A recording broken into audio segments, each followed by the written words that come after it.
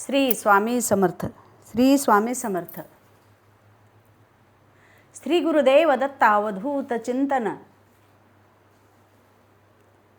दत्ता दिगंबरा या हो सावळ्या मला भेट द्या हो. दत्ता दिगंबरा या हो सावळ्या मला भेट द्या हो. श्री स्वामी समर्थ आईची सेवा करत असताना श्री स्वामीच्या सेवकांना एवढंच सांगायचं आहे मला की बाबा, ज्या वेळेला तुम्ही शुद्ध अंतःकरणानं सेवा करत आहात, नित्य सेवा म्हणा, प्रकट दिनाच्या वेळेला म्हणा, अक्कलकोटला जाण्याची वारी म्हणा, दर पौर्णिमेला काही भक्त, काही सेवक अक्कलकोटला जात असतात. अक्कलकोटला जात असताना अनेक भक्त काही काही नवसं करत असतात. मला एवढंच म्हणायचं आहे बाबा की आपण काहीतरी लय चांगलं केलो आणि खूप आनंदाने राहत असताना एकदम कोणीतरी पाहिलं तर थोडीशी दिष्ट झाल्यासारखं आपल्याला वाटतं आणि आपण म्हणत असतो की बाबा लेकराला दृष्ट झाली आणि मीठ मोहऱ्या ओवाळून टाका. एवढंच हे पहिलंचा म्हणवा बरोबर आहे, परंतु ज्या वेळेला आपण देवादिकाला नवस करत असतो, अलीकडच्या काळामध्ये नवस करण्याची पद्धत भरपूर वाढलेली आहे. नवस करत असताना विचारपूर्वक नवस करावा. देवासोबत नवस करणं म्हणजे पैंज लावल्यासारखं किंवा सौदा केल्यासारखं होत असतं. देवा मला हे होऊ दे, मी तुला एवढं बरोबर गुळ वाटते. देवा मला ते होऊ दे, मी ते साखर वाटते, मी काहीतरी सोडते, मी काहीतरी देते. हे सगळे जे नवस करत असतात, हे नवस केल्याने देव पावतो असा नाही. आणि ज्या वेळेला नवस करतो त्यावेळेला सुद्धा आपण काळजीपूर्वक केलं पाहिजे. आणि एखादा नवस केलोही देवाला आणि आपलं काम झालं तर आपण ज्या पद्धतीनं बोललेलो आहोत त्या पद्धतीनं फेडण्याची सुद्धा त्याच्यामध्ये क्षमता असली पाहिजे. आठवणीपूर्वक जे काय आपण बोललेलो आहोत ते आपण करायला पाहिजे. मग मला सांगा, आता आपल्याला कोणीतरी म्हणलं तू माझ्या घरी ये, तुला मी साडी नेसवणार आहे.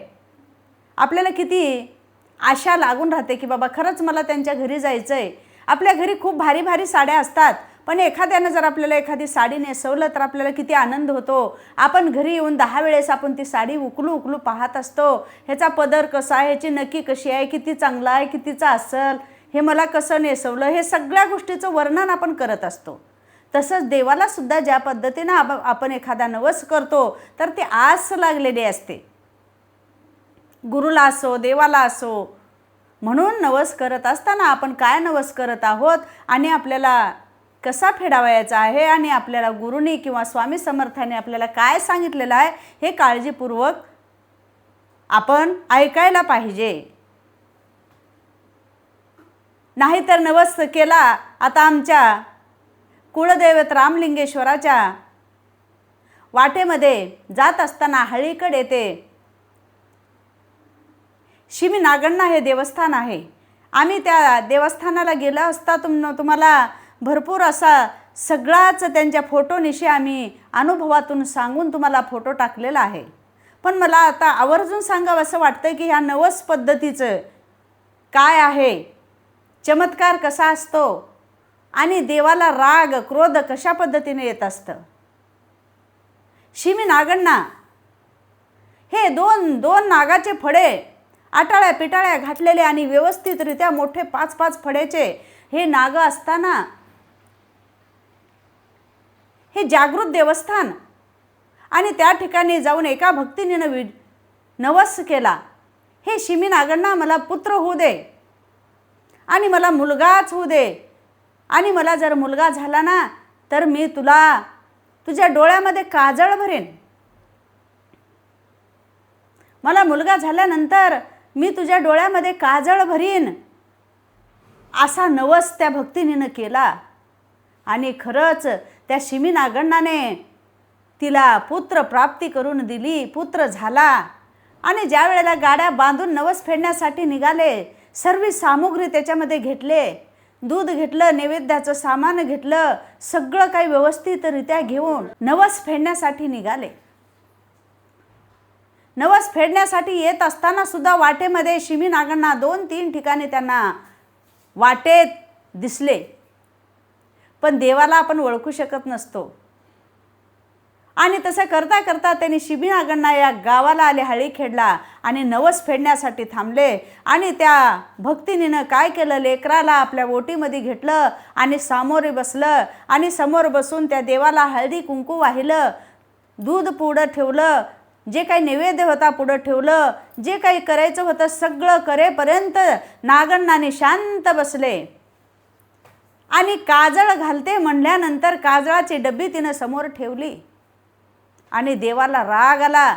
देव केव्हापासून वाट बघत होते की मला ही भक्त केव्हा एकदाच माझ्या डोळ्यामध्ये काजळ भरल.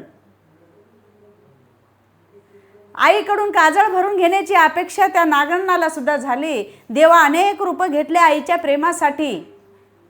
अशाच पद्धतीने त्या नागण्णाला सुद्धा वाटलं की बाबा मला ही डोळ्यामध्ये काजळ भरल. म्हणून समोर येऊन फणा काढून ज्या वेळेला थांबले काजळ भरण्यासाठी,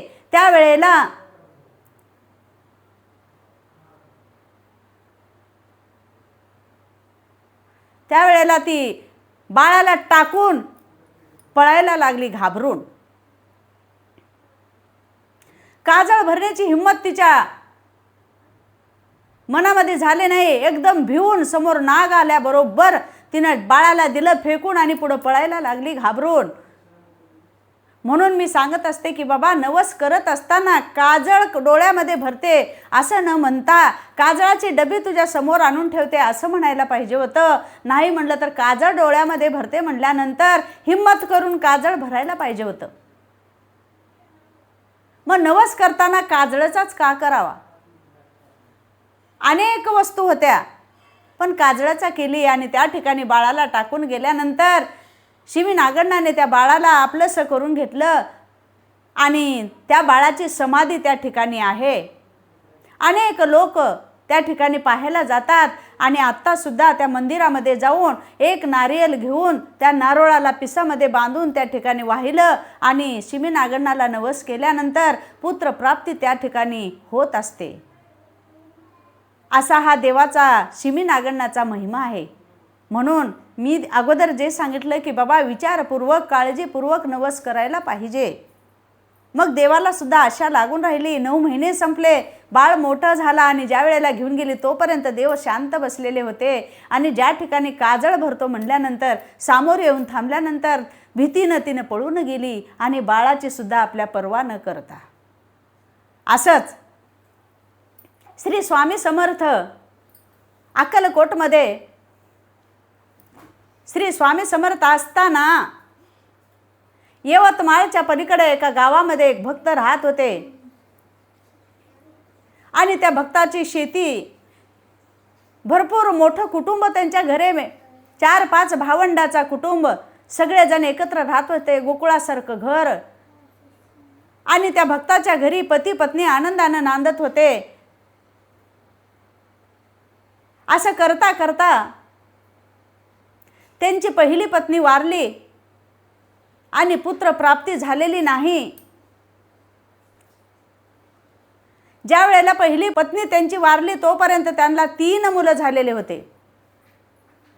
3 मुलं झाले. एक मुलगा व्हायचा आणि तो मुलगा मरण पावायचा. दुसरा मुलगा झाला, तिसरा मुलगा, असे 3 मुलं त्या पहिल्या पत्नीला झाले आणि 3ही मुलं मरण पावले. आणि नंतर त्या पत्नीनं सुद्धा विचार करून तिला असाच भयानक असा रोग लागला. काळजी करून ती सुद्धा मरण पावली. तदनंतर दुसरी पत्नी केल्यानंतर त्या दोघांना पुत्रप्राप्ती झालीच नाही. आणि ज्या वेळेला 4-5 भावांचं त्या घरी कुटुंब मोठं होतं त्यावेळेला श्री स्वामी समर्थ यवतमाळला गेलेले होते. त्या ठिकाणी त्यांचं त्या घरी स्वामी समर्थांचं दर्शन झालेलं होतं. आणि अक्कलकोटमध्ये श्री स्वामी समर्थ माऊली आहे हे त्यांच्या कानावर गेलं. आणि श्री स्वामी समर्थ माऊलीला नवस केल्यानंतर पुत्रप्राप्ती होते असं त्यांच्या लक्षात आलं. अनेक देवदेव केले, अनेक ज्योतिष भाडळी पाहिलं तरी सुद्धा त्यांना पुत्रप्राप्ती झाली नाही. पिंपळ प्रदक्षिणा घातलं, गाईला घास दिला, भरपूर काही नवस साहस्य केलं, पण त्यांना पुत्रप्राप्ती झालीच नाही. मग असंच स्वामी भक्तांना सांगितलं, अक्कलकोटला श्री स्वामी समर्थ माऊली आहेत, श्री स्वामी समर्थ आई आहे, ब्रह्मांडाचा नायक अक्कलकोटला आहे, तिथे जाऊन पहा. एका पौर्णिमेला तिथे जायची विनंती पतीकडे केलं आणि दोघं पती पत्नी यवतमाळच्या पलीकडे एका खेडागावात असलेले त्यावेळेला 400 किलोमीटरवरून अक्कलकोटला येण्याचा कार्यक्रम चालू केला आणि मजल दर मजल करीत अक्कलकोटला आले. अक्कलकोटला आल्यानंतर बाळप्पा त्या ठिकाणी भक्त होते श्री स्वामी समर्थांचे आणि स्वामी समर्थांच्या समोर ह्या दोघांची नवरा बायकोची जोडी आली आणि हात जोडून विनंती केलं की बाबा आमच्या घरी सर्व काही सुखानं नांदत आहे. श्री स्वामी समर्थ आई, तुमची चर्चा आम्ही ऐकलं, तुमचं वर्णन गुणगान आम्ही ऐकलेलं आहे आणि आम्हाला पुत्रप्राप्तीसाठी आम्ही दोघं इथं धावून आलेलो आहोत. असं म्हणत म्हणत माझ्या घरी सगळं आहे, मला कशाचीच कमी नाही, असं त्यांची पत्नी एकसारखं बोलायला लागली स्वामींच्या समोर. स्वामीला हसूही आलं, खद खद हसायला लागले. अगं ए माझं माझं काय म्हणतेस, हे कुणी दिलेलं आहे आणि तुमच्या ह्या पिढ्यान पिढी मी तुमच्या घराण्यामध्ये येऊन गेलेला आहे आणि तू इथे आलीस म्हणजे बरोबर मार्ग तुला दाखवलेला आहे आणि जा बाई जा, तुझ्या मनासारखं होईल, असं स्वामी समर्थांनी म्हणले. आणि त्याच्या अगोदर त्या पती पत्नींना हात जोडत असताना बडबड करत असताना ती त्यांची पत्नी भक्तांची पत्नी म्हणायला लागली, हे श्री स्वामी समर्था, मला जर पुत्रप्राप्ती झाली आणि पहिला मुलगा जर झाला तर मी तुमच्या चरणाला अर्पण करीन, बोलता बोलता अर्पण करीन असं म्हणून गेली आणि नवस या पद्धतीचा त्या भक्तिनीनं केला. श्री स्वामी समर्थ खदखदा हसले आणि म्हटले, अगं ए बाई सगळं काही तुझंच आहे, आम्ही काहीच तुला दिलेलं नाही, जा बाई जा, काहीतरी होईल जाईल जा. बघा बोलत असताना श्री स्वामी समर्थ आईनं काय सांगितलं, जा बाई जा, काहीतरी होईल जाईल जा. पण त्या स्त्रीला मोह एवढा की पुत्रप्राप्तीचा होईल जाईल या शब्दाकडे लक्षच दिलं नाही आणि तसंच आनंदाने पती पत्नी गावाकडे गेले, स्वामीचं दर्शन घेतले आणि गावाकडे गेले आणि डोका आपटून असं नवस करून गेले की मला जर पहिला मुलगा झाला तर मी स्वामी चरणाला अर्पण करीन. आणि गावाकडे गेले. बघता बघता हा हा म्हणता तिला 9 मास भरले आणि पुत्रप्राप्ती झाली. त्या पुत्राचं नाव ठेवलं दत्ता. त्या पुत्राचं नाव ठेवलं दत्ता आणि दत्ता असंच करता करता मोठा झाला. मोठा होत असताना लगेच एक नव्हे दुसरा सुद्धा मुलगा झाला. त्याचं नाव ठेवलं दिगंबर. आणि बघता बघता तिसरा मुलगा झाला, त्याचं नाव ठेवलं सावळ्या. असे 3 मुलं त्या भक्ताला झाले, पण तिला नवस फेडण्याची काही आठवण झालीच नाही. पतीला नाही ना पत्नीला नाही. आणि त्या 3 मुलांना घेऊन तिनं अक्कलकोटला दर्शनासाठी निघाले पती पत्नी. पण त्यांना विसर पडला त्या नवसाचा. फक्त दर्शनासाठी निघाले आणि तोपर्यंत श्री स्वामी समर्थांनी देह ठेवलेला होता आणि श्री स्वामी समर्थ आई त्या ठिकाणी मानव अवतारात नव्हते. आणि मग त्यावेळेला आल्यानंतर पती पत्नीनं दर्शन घेतलं. आनंदानं तिन्ही बाळप्पाला दाखवलं आणि बाळप्पानी आठवण करून दिली की तुम्ही दोघं पती पत्नी श्री स्वामी समर्थ आईकडे आलेलो आणि तुम्ही नवस केलेला, असं त्यांना आठवण करून दिली. आणि मग त्या पत्नीनं सांगितलं की बाबा तुम्ही आमच्या गावाकडे या आणि दत्ताला तुमच्या स्वाधीन आम्ही करू आणि तुम्ही घेऊन या, असं म्हणले. आणि आपल्या 3 लेकरांना घेऊन परत गावाकडे गेले. त्या भक्तिनीला वाटलं की बाळप्पा काही आपल्या गावाकडे येणार नाही आणि आपल्या काही मुलाला घेऊन जाणार नाही, असं तिच्या मनामध्ये कपट बुद्धी आली आणि नवस फेडायची इच्छा तिची नाही. आणि 3 मुलांना घेऊन गावाकडे गेली. बाळप्पा मनामध्ये हसले आणि म्हटले की बाबा, ह्या भक्ताला माहिती नाही श्री स्वामी समर्थाईचा क्रोध कोणत्या पद्धतीचा असतो आणि नवस कशाला तरी करतात, असं बाळप्पा मनात म्हणायला लागले. आणि असं करता करता यवतमाळकडे सर्व भक्त यात्रेसाठी निघाले. यवतमाळच्या पलीकडं कोपर्डी गावाला, आणि त्या गावामध्ये यात्रेच्या निमित्तानं बाळप्पा तिकडे निघाले. अनेक भक्त त्यांच्यासोबत होते. आणि असं करता करता बाळप्पा त्या भक्ताच्या घरी गेले आणि परत त्यांना आठवण करून दिली की आपल्याला पहिला मुलगा झाल्यानंतर आपण अक्कलकोटला श्री स्वामी समर्थाईच्या चरणाला अर्पण करीन असं तुम्ही शब्द दिला होतात, पण तुम्ही ते पूर्ण नाही केलो. आणखी एकदा आठवण करून दिले. तरीसुद्धा विषय बदलू त्या स्त्रीनं नवस फेडण्याचा काही विचार केलाच नाही. अनेक पूजा पाठ पंचपक्वानाचं भोजन करून बाळप्पाला भोजनाची व्यवस्था केली, आदर सत्कार केला, दक्षिणा दिला आणि परत पाठवून दिले. पण दत्ताला सोबत पाठवले नाही.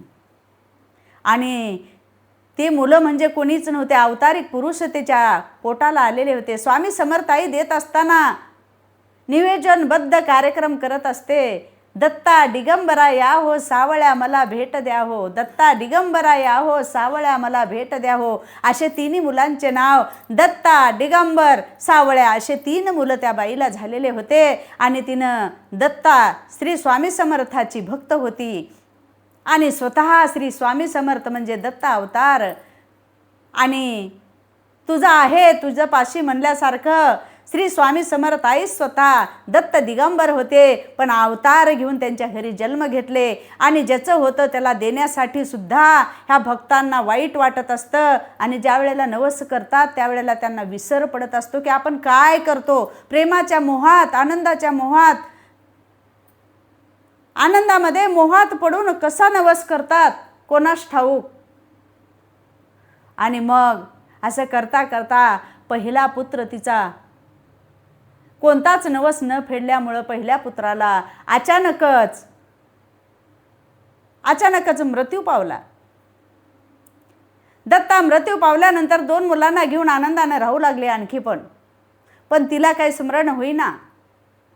आणि दुसऱ्या मुलांना ज्या वेळेला आजारी दुसरा मुलगा पडला दिगंबर, त्यावेळेला स्वप्नात जाऊन श्री स्वामी समर्थाईंनी सांगितलं की दृष्टांत दिला की बाई तू मला दत्ताला माझ्या पायाशी अर्पण करतो असं म्हणलेलं, म्हणून तुला 3 मूर्ती मी तुझ्या पोटाला दिलेले, पण तू एक सुद्धा मला माझ्या चरणाला अर्पण केलेले नाही. आणि साक्षात देव अवतार तुझ्या घरी अवतरलेले आणि 3 जगात 3 लोकात तुझं नाव होत असतं. आणि हे 3ही बाळ हे अवतारिक पुरुष असल्यामुळं हे काही संसारामध्ये गुणफरणारे नाहीत, म्हणून तू मला चरणाला अर्पण करतो म्हणल्यामुळं मी तुला हा दत्त तुझ्या उदरात जन्मण्यासाठी मी दिलेलं होतं, परंतु तू नवस व्यवस्थितरित्या फेडलेलं नाही असं म्हणून 3ही मुलांना अर्ध आयुष्य असं मरण पावलं म्हणतात. पण ते मरण नाही पावले, अवतारिक पुरुष असल्यामुळं ज्याच्या त्याच्या ठिकाणी ते निघून गेले. म्हणून मी सांगत असते की बाबा, ज्या वेळेला आपल्या पोटाला पुत्र येत असतं ते पुत्र कसे असतात, जमलं तर जमलं नाहीतर नाही जमलं म्हणल्यासारखं. पहिल्याच्या जन्मामधलं काही आपलं देणं घेणं राहिलं, आपलं सूड घ्यायचं राहिलं तर तो पुत्र आपल्या पोटाला जन्मून येत असतो, तर त्या पुत्राचं नाव असतं शत्रुपुत्र. आणि ज्या पुत्रावर आपण भरपूर प्रेम करतो आणि त्यानं सुद्धा आपली सेवा करतो आणि आपल्या ऋणानुबंध काही ना काही राहिलेलं असतं, एवढं प्रेमापोटी एवढं आनंदानं आई आणि लेकरं राहत असतात, ते पुत्र जन्माला येतो तर त्याचं नाव असतं मित्रपुत्र. असे पुत्र जन्माला पोटाला येत असतात. शत्रुपुत्र, मित्रपुत्र त्याचं काहीतरी देणं असतं, म्हणून शत्रूहून आपल्या पोटाला येऊन आपलं सूड घेत असतं. परंतु हे नव्हे तर हे देव अवतार त्या माऊलीच्या पोटाला आले. धन्य ती माऊली, नवस करणारी, आणि श्री स्वामी समर्थाई सुद्धा धन्य आहे. आणि हे सगळं काही मी तुम्हाला गुरुचरित्रामधलं थोडं थोडं घेऊन तुम्हाला सांगत आहे. आणि चुकलं मुकलं तर मला माफ करा आणि माझे चुकलेले शब्द मला द्या आणि जे चांगलं तुमच्या कानाला गोड वाटलं ते तुम्ही घ्या. हे सत्य घटनेवर आधारित सगळं काही मी वाचून अभ्यास करून हे सांगण्याचा प्रयत्न करत आहे. म्हणून त्या स्त्रीच्या पोटाला दत्त, दिगंबर आणि सावळ्या हे 3 मुलं आलेले होते. त्रिमूर्ती हे दत्त अवतारच होते. श्री स्वामी समर्थाईचा अवतारच होता. श्री स्वामी चरित्र सारामृतमध्ये सुद्धा थोडा थोडा सारांशाचा आहे आणि दत्त गुरुचरित्र संक्षिप्तमध्ये सुद्धा ह्याचा उल्लेख केलेला आहे. म्हणून मी तुम्हाला सांगण्याचा प्रयत्न केलेला आहे. श्री गुरुचरित्रातील श्री स्वामी समर्थ महाराज की जय. नवस करत असताना काळजीपूर्वक करा आणि ते फेडण्याचा प्रयत्न करा. आणि एवढं केल्यानंतर आपल्याला सगळं काही देणारी आपली स्वामी समर्थ आई खूप मोठी अशी आपल्या पाठीमागं उभी आहे. भिवू नकोस, मी तुझ्या पाठीशी उभी आहे. भिवू नकोस, मी तुझ्या पाठीशी आहे असे म्हणणारे श्री स्वामी समर्थ आई पाठीशी उभे आहे. श्री स्वामी समर्थ महाराज की जय.